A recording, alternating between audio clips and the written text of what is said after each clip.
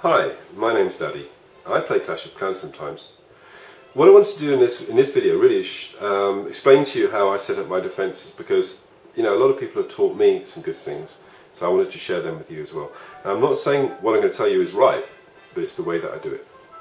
So first of all, you've got to think, those bases that you've fought, that you've crashed and burned on, and I've crashed and burned on a lot of bases, I can tell you. Take those principles and apply it to your own base. Now for me, lots of little squares is a big problem for me, because I fight with a lot of ground troops, a lot of small ground troops, and they tend to bunch up, and the splash weapons then tend to destroy them. So I've tried to build my base around those principles. So if you consider first that the attackers are going to always go towards the buildings in a base, it makes sense then to have all the buildings in one place, right? Because then your defences can attack them. You see an awful lot of bases with corners. There's a couple of bits and pieces in the corner, hoping that the attacker won't see them. Well, the news is that attackers do see them, and if an attacker's been around for a while, they're going to go for this, because in the case of if you're protecting your cups, that's free percentages. Anyway, so firstly, as I'm farming at the moment, I would like a free shield, please. So I've got my town hall right in the corner, totally unprotected. There's nothing that could stop an attacker. So then hopefully somebody will come along and take the cups, and I'll get the 12-hour shield, and we're all happy. It's kind of the circle of life. So the most important thing for me that I don't want to lose is the gold.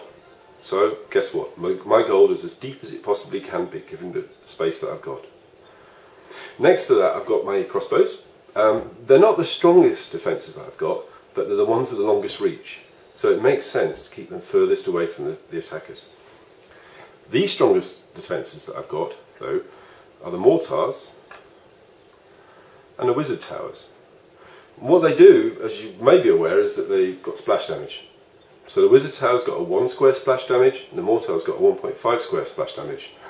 So any attackers that are coming towards it within its range, they may be slow, but they're deadly.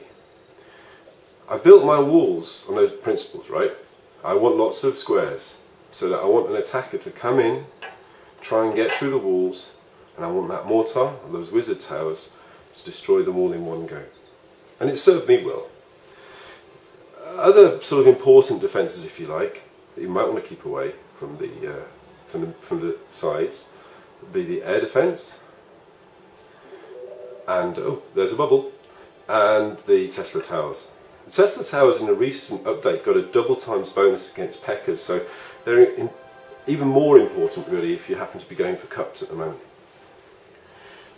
So around the sides I have those defences that are single shot, like the cannon and the arch towers. And what I've tried to do is put as much, I don't know if this is coming over on the screen or not, but as much overlapping defences as possible, so that if they take out one, then the other one will be attacking them while they're trying to take it out. If you can see on the walls around the outside, I've got lots of little pegs.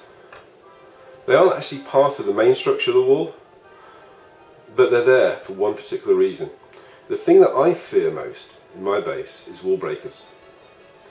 What I don't want is somebody to attack me with half a dozen wall breakers that they happen to have knocking around, and to get right through to the middle, because that's pretty much how I attack.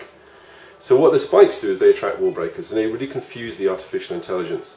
So what I don't want them to be doing is going through the middle here. I want them to be bumping against the end there, and obviously whilst they're doing that I'm busy attacking them. So that's why you see a lot of people with spikes. Now around the edges are the things that don't really matter as much if I lose them, and that's the resources, the camps, etc. I mean, they've got to go somewhere, right? So they really should be within the reach of a defence, but not totally covered by defensive structure. So that's really about it. We've got the most important stuff in the middle, we've got the splash damage weapons around the side, and then we've got things like cannons and arch towers on the edge. If you can, try and keep your base symmetrical.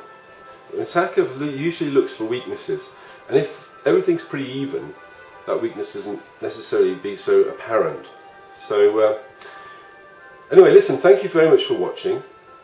It's been a pleasure doing this video for you. If you do like this video, I'm going to be doing one for a Town Hall 6 setup, so if you'd like to click there, then you'll get to see how to defend a Town Hall 6. Thank you very much. Bye bye.